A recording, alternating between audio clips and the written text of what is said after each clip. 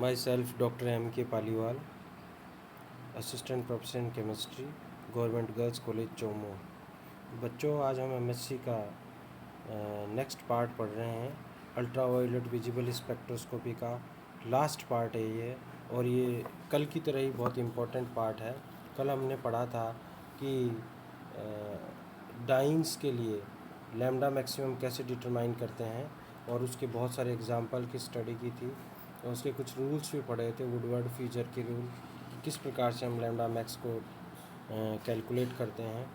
इसके आगे का जो पार्ट है वो उतना ही इम्पोर्टेंट है जितना कल हमने पढ़ा था, और वो है आज हम दो चीज़ पढ़ेंगे। Determination of lambda maximum for carbonyl compounds and determination of lambda max for aromatic carbonyl compounds. ये बहुत इंपॉर्टेंट पार्ट है, ये एग्ज़ाम में ज़रूर आता है। देखिए, मैंने आपको एक बेसिक कार्बोनाइल कंपाउंड बता रखा है, जिसमें ऊपर दे रखा है C double bond C H single carbonyl compound, और एक्स। अगर हम एक्स की जगह एच हो जाए तो जो बेस वैल्यू होती है वो 207 नैनोमीटर होती है, और एक्स की जगह अगर आर हो तो बेस वैल्यू जो है वो 215 नैनोमीटर होती है, और एक्स की जगह अगर ओ एच हो, ओ आर हो, तो 193 नैनोमीटर बेस वैल्यू होती है। ये सब आपको याद रखना है, बेस वैल्यूज़, ठीक है। तो इसका मतलब ये हो गया, अगर एल्डिहाइड होता है तो 207 नैनोमीटर, अगर कीटोन होता है तो 215 नैनोमीटर, अगर एसिड और एस्टर होता है तो 193 नैनोमीटर, 193 नैनोमीटर। अब इसमें कुछ इंक्रीमेंट्स हैं। पहला इंक्रीमेंट ये है कि अगर एल्काइल सब्स्टिट्यूएंट हो और रिंग रेजिड्यू हो, अल्फा बीटा गामा और उससे मोर पोजीशन पर, अगर एल्काइल सब्स्टिट्यूएंट और रिंग रेजिड्यू अल्फा पोजीशन पे हो तो इसमें 10 का इंक्रीमेंट आ जाता है, बीटा पर हो तो 12 का इंक्रीमेंट आ जाता है, और गामा और इससे अधिक पोजीशन पर अगर एल्काइल सब्स्टिट्यूएंट और रिंग रेजिड्यू हो तो 18 का इंक्रीमेंट होता है। इसके साथ ही अगर होमोएन्युलर सिस्टम हो तो 39 नैनोमीटर का इंक्रीमेंट होता है। डबल बॉन्ड एक्सटेंडेड कॉन्जुगेशन के लिए 30 का नैनोमीटर होता है। For each exocyclic double bond, प्रत्येक एक्जोसाइक्लिक डबल बॉन्ड के लिए 5 नैनोमीटर का इंक्रीमेंट होता है। For each endocyclic double bond in 5 और 7 मेंबर्ड रिंग एक्सेप्ट साइक्लोपेंटेनॉन, उसमें 5 नैनोमीटर का इंक्रीमेंट होता है। और एक बहुत इंपॉर्टेंट बात याद रखनी है कि साइक्लोपेंटानॉन के लिए बेस वैल्यू जो होती है वो 202 नैनोमीटर होती है। ये बहुत इंपॉर्टेंट बात है कि base value for cyclopentenone is 202 nanometre. अब हम कुछ एग्जांपल्स पढ़ते हैं। एग्जांपल फर्स्ट देखिए, इसमें जो है हमने जैसा ऊपर बता रखा है वैसा ही क्या है कि एक्स की जगह आर है या एम ई है, ये वाला पार्ट है, ठीक है।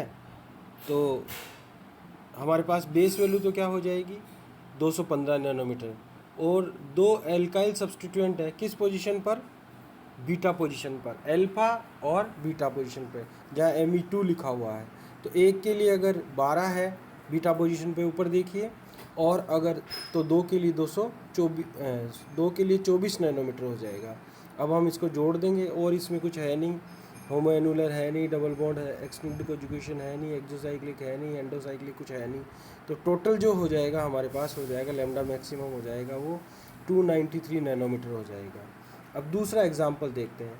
इसमें देखिए, इसमें क्या है, बेस वैल्यू 215 हो जाएगा। क्यों? क्योंकि x की जगह यहाँ पर r है, ठीक है। और रिंग रेजिड्यू मैंने आपको निकालना पहले ही बता रखा है कि गोला लगा दीजिए। तो यहाँ पर जो रिंग रेजिड्यू है वो बीटा पोजीशन पे है, और वो 2 रिंग रेजिड्यू हैं। तो बीटा पोजीशन पर अगर 2 रिंग रेजिड्यू होंगे तो 1 का 12 तो 2 का 24। एक एक्सोसाइक्लिक डबल बॉन्ड है, और एक्सोसाइक्लिक डबल बॉन्ड के लिए इंक्रीमेंट जो होता है वह 5 होता है। मैंने आपको बता रखा है कि अंगूठा से आप दबा लीजिए एक रिंग को तो आपको एक्सोसाइक्लिक दिख जाएगा, दूसरे को दबा लीजिएगा तो और दिख जाएंगे। तो आपको दबाने से देखिए पहले में कुछ नहीं दिख रहा, दूसरे में दबाने से आपको एक एक्सोसाइक्लिक डबल बॉन्ड दिख रहा है। तो इस प्रकार से टोटल जो लैम्डा मैक्सिमम हो जाएगा वो 244 नैनोमीटर हो जाएगा। तीसरा एग्जाम्पल भी ऐसा ही है, यहाँ पर भी x की जगह r ही है, तो बेस वैल्यू जो हो जाएगा 215 नैनोमीटर हो जाएगा। एक रिंग रेजिड्यू है बीटा पोजीशन पर, तो 12 नैनोमीटर का इंक्रीमेंट, और एक एल्काइल सब्स्टिट्यूएंट है बीटा पोजीशन पर ही, तो एक 12 नैनोमीटर का और इंक्रीमेंट हो जाएगा। देखिए इसमें इंटरेस्टिंग बात ये है, क्या है कि एमी जो है, एक एमी और है, यानी कि मिथाइल ग्रुप एक और जुड़ा हुआ है, बट उसको हमने शामिल नहीं किया है इंक्रीमेंट्स में, क्योंकि वह इस डबल बॉन्ड कॉन्जुगेशन के साथ नहीं है। कॉन्जुगेशन होना चाहिए, तभी आपका क्या होगा, ये प्राइमरी कंडीशन है अल्ट्रावायलेट विजिबल स्पेक्ट्रोस्कोपी में लैम्डा मैक्सिमम के लिए, या कॉन्जुगेशन होना आवश्यक है, या ट्रांजिशन के लिए ये आवश्यक है उसमें कॉन्जुगेशन होना चाहिए। कॉन्जुगेटेड डबल बॉन्ड जो होते हैं वही ट्रांजिशन शो करते हैं। इसलिए जो थर्ड जो एग्जाम्पल में जो एमी है वह इसमें शामिल। अब फोर्थ एग्जाम्पल हम देखते हैं। फोर्थ एग्जाम्पल में देखिए क्या है, बेस वैल्यू वही 215 नैनोमीटर हो जाएगा, क्योंकि इसमें भी जो है x की जगह r है। इसमें एक रिंग रेजिड्यू अल्फा पोजीशन पर है, देखिए है अल्फा पोजीशन पर, तो यहाँ पर हो जाएगा 10 नैनोमीटर। एक जो रिंग रेजिड्यू है बीटा पोजीशन पर है, तो 12 का इंक्रीमेंट, और एक रिंग जो डेल्टा पोजीशन पर भी है, देखते जाइए, अल्फा, बीटा, गामा और डेल्टा। और डेल्टा का मतलब क्या हो गया, अगर गामा और उससे ज़्यादा होता है तो 18 पे होता है। मैं आपको फिर बताता हूँ, देखिए अल्फा, बीटा और गामा, इस प्रकार से आप देख सकते हो, ठीक है। तो 10, 12 और 18 नैनोमीटर का इंक्रीमेंट इसमें हो जाएगा।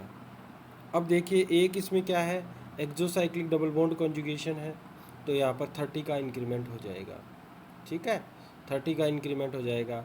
फिर ये होमो एनुलर सिस्टम है, आप देखिए ध्यान से देखिए, बीच वाली रिंग में ये जो डबल बॉन्ड है वो है कॉन्जुगेशन में है, और दोनों क्या है, बीच वाली रिंग में है।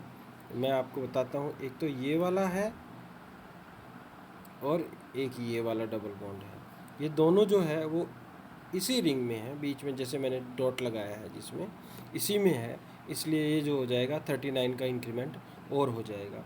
तो अब हम सब इसको टोटल करेंगे तो लैम्डा मैक्सिमम की वैल्यू जो हो जाएगी वह 324 नैनोमीटर हो जाएगी। अब पांचवा एग्जांपल और भी इंटरेस्टिंग है, इसकी बेस वैल्यू 202 नैनोमीटर होगी। बेस वैल्यू 202 नैनोमीटर इसलिए होगी क्योंकि ये साइक्लोपेंटाइनॉन है। क्या है, साइक्लोपेंटाइनॉन है। एक इसमें रिंग रेजिड्यू है बीटा पोजीशन पर, एक इसमें एल्काइल सब्स्टिट्यूएंट है बीटा पोजीशन पर, इसलिए 12-12 का इंक्रीमेंट हो जाएगा और लैम्डा मैक्सिमम की वैल्यू 226 नैनोमीटर हो जाएगी। अब हम बात करते हैं next, determination of lambda maximum for aromatic carbonyl compounds. Aromatic carbonyl compounds में अगर देखिए x की जगह H होता है तो 250 नैनोमीटर होता है, x की जगह अगर R होता है तो 246 नैनोमीटर होता है, और x की जगह OH और OR होता है तो 230 नैनोमीटर बेस वैल्यू होती है। ये आपको याद रखना पड़ेगा, मैंने आपको पहले भी कहा है। इंक्रीमेंट्स ऑर्थो, मेटा और पैरा पर अगर एल्काइल ग्रुप होता है तो ऑर्थो पर 3 होता है, मेटा पर 3 नैनोमीटर का, और 10 पर पैरा पर 10 नैनोमीटर का इंक्रीमेंट होता है। इसी प्रकार से OH और OR ग्रुप अगर ऑर्थो पे 7 होता है, मेटा पर होता है तो 7 इंक्रीमेंट होता है, और पैरा पर होता है तो 25 इंक्रीमेंट होता है। इसी प्रकार से अगर क्लोरीन ऑर्थो और मेटा पर हो तो 0 इंक्रीमेंट शो करते हैं, जबकि पैरा पर 10 का इंक्रीमेंट शो करते हैं। जबकि ब्रोमीन अगर ऑर्थो और मेटा पोजीशन पे होता है तो 2-2 इंक्रीमेंट होता है, और पैरा पर 15 का इंक्रीमेंट होता है। अब हम कुछ एग्जांपल्स लेते हैं। पहला एग्जांपल देखिए, इसमें बेस वैल्यू जो हो जाएगा वह कितनी हो जाएगी, 246 नैनोमीटर, क्योंकि CO के साथ देखिए क्या है, Me है, मतलब R है, तो बेस वैल्यू 246 नैनोमीटर। अब देखिए यहाँ से, इसमें देखिए यहाँ से जो है मेटा पोजीशन पर OH ग्रुप है तो 7 का इंक्रीमेंट ऊपर से देखिए, और OH जो है पैरा पोजीशन पर है तो 25 का इंक्रीमेंट, और बाकी इसमें कुछ है नहीं, तो सबको जोड़ देंगे तो लैम्डा मैक्सिमम का मान आ जाएगा 278 नैनोमीटर। अब दूसरा इम्पोर्टेंट एग्जाम्पल बात करते हैं। देखिए इसमें CO के आगे OH जुड़ा हुआ है, इसका मतलब बेस वैल्यू कितनी हो जाएगी 230 नैनोमीटर, 230 नैनोमीटर। अब इसमें एक ही ग्रुप जुड़ा हुआ है Br, और वो भी पैरा पोजीशन पर। और देखिए Br अगर पैरा पोजीशन पर जुड़ा हुआ हो तो इंक्रीमेंट होता है 15 का। अब हम और इसमें कुछ है नहीं, टोटल हम इसका कर देंगे तो हमारे पास जो लैम्डा मैक्सिमम की वैल्यू आएगी वो 245 नैनोमीटर आता है। इस प्रकार से हमारे पास ये होता है। बाकी और आप एग्जाम्पल्स इसके सारे इस तरह से करेंगे, और एग्ज़ाम्पल करने के बाद बहुत सारी प्रैक्टिस करनी पड़ेगी आपको। और अगर कोई भी एग्ज़ाम्पल में किसी भी तरह की किसी भी बुक में कोई अगर आपको प्रॉब्लम आती है तो आप मेरे से डिस्कस कर सकते हो किसी भी समय। आप मुझे व्हाट्सएप पे भेज सकते हो, मेल कर सकते हो, और कैसे भी आप इसको करके, पर आपको करना है सारा, ये बहुत इंपॉर्टेंट पार्ट है। इस प्रकार से अल्ट्रावायलेट विजिबल स्पेक्ट्रोस्कोपी हमारी पूरी होती है। नेक्स्ट हम क्लास में जो करेंगे वो मास स्पेक्ट्रोस्कोपी पढ़ेंगे। Thank you.